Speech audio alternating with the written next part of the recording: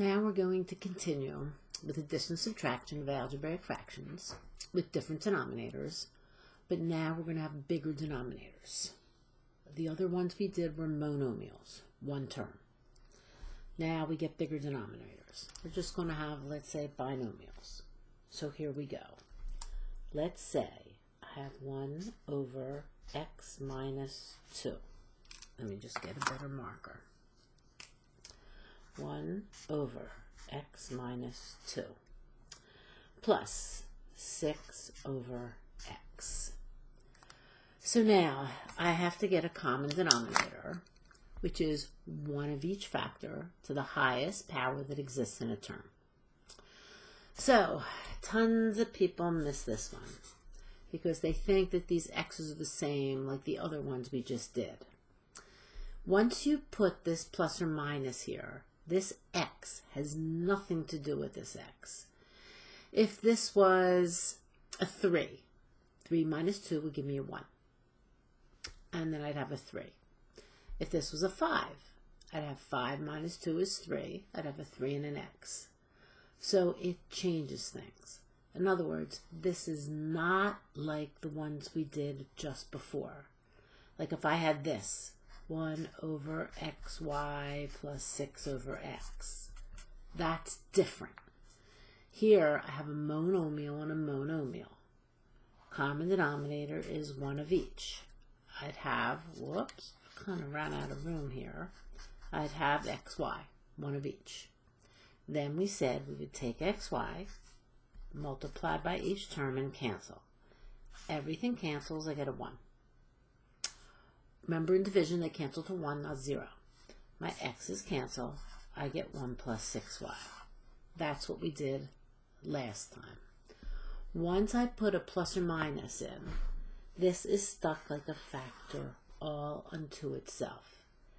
This is a factor. So now, to get a common denominator, it's one of each factor. So, my common denominator is going to be an x and an x minus 2. We usually write the monomial first. Then, no matter how big this gets, it's the same process. I take this, multiply by each term, and cancel. I multiply this, x times x minus 2. I multiply this, x times x minus 2. Must cancel. These denominators should go to 1 or I made a mistake. These are factors because there's a times in between. So I'm allowed to cancel the x minus 2. 1 times x is x. Over here, my x's cancel. Now I gotta be careful because remember this plus attaches to the 6. So I have 6 times x minus 2. By distributive property, I get plus 6x, but don't forget to multiply the 6 by the negative 2. So I get negative 12. Then I combine like terms. So I get 5x minus 12 over x times x minus 2. Right? So it's not that bad. Then I could have one like this. Oh, we'll do one more. Let's say I have 5 over x plus 3 over x plus 2. Common denominator, one of each. That's a factor all unto itself. My common denominator is x times x plus 2.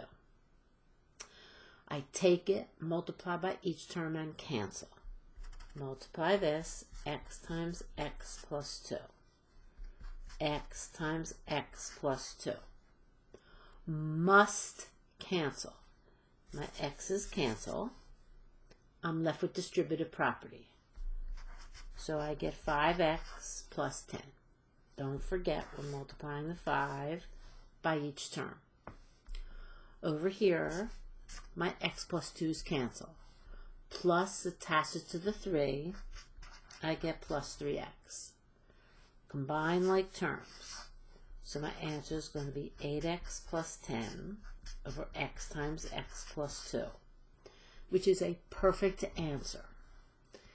I look though, and I do see I could factor out a 2. So I'll get 2 times 4x plus 5 over x times x plus 2. But nothing cancels, so I didn't have to factor. This is a perfect answer in a factored form. This is a perfect answer. They are both right.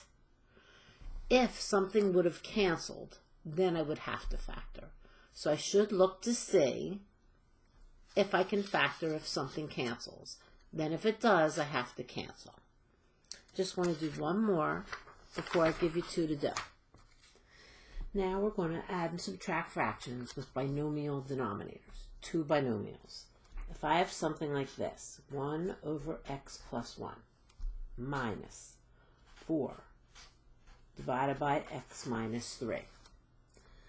To get a common denominator, we said it's 1 of each factor to the highest power that exists. So we just need 1 of each factor.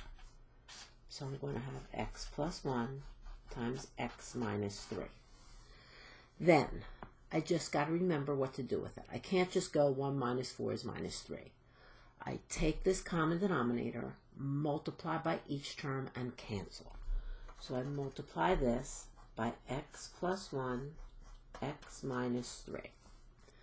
I multiply this one by x plus 1, x minus 3. Must cancel. These original denominators should cancel out to 1 where I made a mistake. My x plus 1's cancel to 1. So I'm left with distributive property. 1 times x minus 3 is x minus 3. I'm over here. My x minus 3's cancel evenly. Now what I got to be careful of is that this minus attaches to that 4. So it's like I have minus 4 times x plus 1. So I'm going to get minus 4x, but minus 4 times plus 1 is minus 4. Then I look at my answer, see if there's anything to do. I can combine like terms. I have an x and a minus 4x. So I'm going to get minus 3x. Minus 3 and minus 4 is negative 7 divided by x plus 1 times x minus 3. That's it. Alright, we'll do 2 more. 1 of each type. One where I have a binomial, monomial, and 2 binomials. Here's the other type. If I have one like this, 3 divided by x plus 2 plus 5 divided by x. So now I have to get a common denominator. To get a common denominator, it's 1 of each factor. So the only thing confusing about this is you can't think that this x and this x are the same. Right now, this x is a term. X plus 2 altogether is a factor. So I need 1 of each. I need an x, and I need an x plus 2. Then again, I can't just add 5 plus 3. It's this whole process. I take this common denominator, multiply by each term, and cancel. So I'm going to multiply x times x plus 2. Multiply x times x plus 2. Must cancel. The denominators should go to 1. My x plus 2's cancel. 3 times x, 3x. Over here, my x's cancel out to 1. My plus attaches to the 5. So now again, this is distributive property. I have a plus 5 times an x plus 2.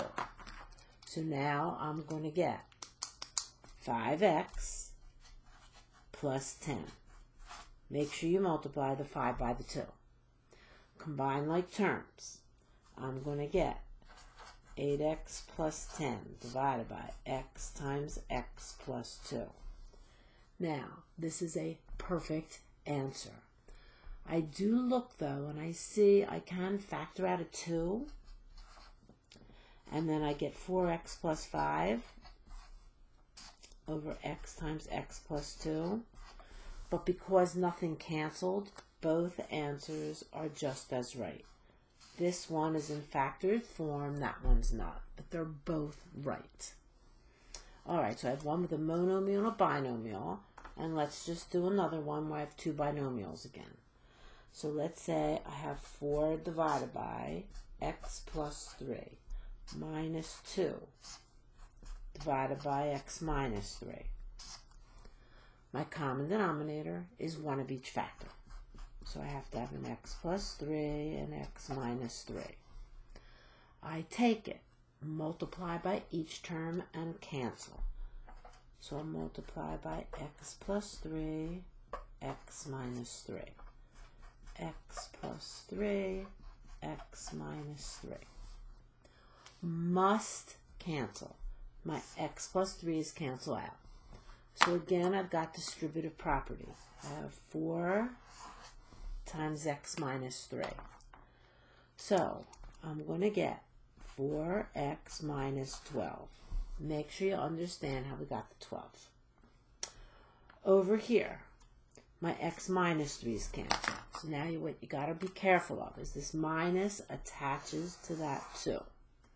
So I have minus 2 times x plus 3. So I'm going to get minus 2x minus 6. Combine like terms. So I get 2x minus 18 divided by x plus 3, x minus 3. I look and I see, well, I could factor out a 2 and get x minus 9, but because it doesn't cancel, I could leave it that way, or I could factor out the 2 over x plus 3, x minus 3. So that's a perfect answer, and that's a perfect answer. They're both right. Now we're going to continue with the hardest type of adding and subtracting algebraic fractions, the ones where the denominators involve factoring. So, just to refresh your memory, this is what we did already without factoring. Let's say I have 1 over x minus 2 plus 6 over x. And then we had 1 over x minus 3 minus 2 over x plus 5. And again, we said the common denominator is one of each factor. Our common denominator was x times x minus 2. We took it. We multiplied by each term and canceled. My x minus 2 is canceled. I'm left with x. My x is canceled. By distributive property, I get plus 6x minus 12. So I get 7x minus 12 over x times x minus 2. But again, I did it fast. We did this already. This one, our common denominator was x minus 3 times x plus 5. We took it, we multiplied by each term, and cancel. X minus 3, x plus 5. They cancel, I'm left with x plus 5. My x plus 5's cancel. I got distributive property. I have minus 2x plus 6. So I do get minus x plus 11 over x minus 3, x plus 5. So I did it fast. Let me just check. I have an s minus 3 and an x plus 5. My x minus 3's cancel. I get x plus 5. My x plus 5's cancel. I have an x minus 3 left. Distributive property, minus 2x plus 6. Combine like terms, I get minus x plus 11 over x minus 3 times x plus 5. So now, what's new? If I have one like this, 2 over x plus 1 plus 3 over 4x plus 4. So now what's different? I just can't take this x plus 1 times 4x plus 4. To get my common denominator, it's one of each factor to the highest power that exists in a term. So up here, I took one of each factor. I took one of each factor. I look at this, and I want one of each factor. So now, if there's something that can be factored, I have to factor it. I look at this and I go, well, it can't be a trinomial. It's only 2 terms. It can't be difference of 2 squares. I got a plus. Could it be greatest common factor?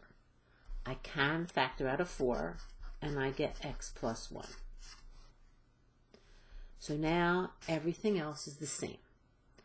My common denominator is 1 of each factor. So, no sign here means multiply. I'm going to need a 4. I'm going to need an x plus 1. I'm going to leave it in factored form. I don't need 2 of them, because it's 1 of each factor to the highest power it exists in a term. I only have 1 of them here, 1 of them here. I only need 1 of each factor. I take this, no matter how big it gets, multiply by each term and cancel. So now, my x plus 1's cancel. I get 8. Everything cancels, which is really nice. I get plus 3.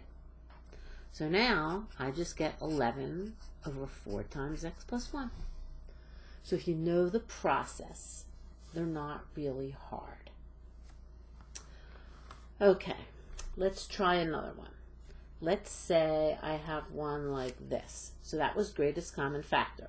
Let's say I have x times x squared minus 16 minus 2 over x minus 4.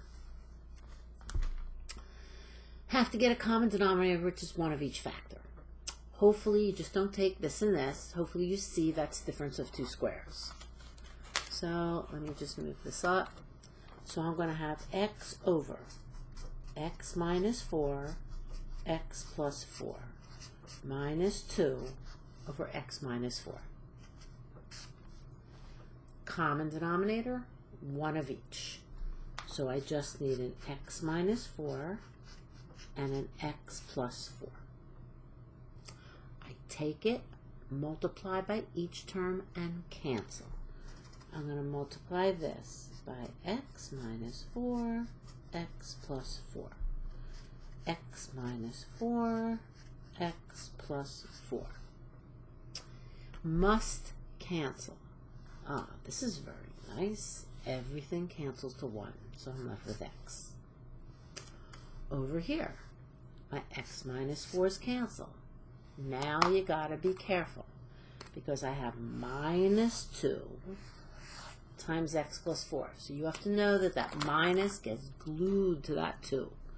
So I get minus 2x minus 8. Combine like terms. Subtract, take the sign of the larger. Minus x minus 8 over x minus 4, x plus 4. We'll do another one with difference of squares and one trinomial. Now I just want to do one more with the difference of squares in the denominator and one trinomial. So let's say I have this.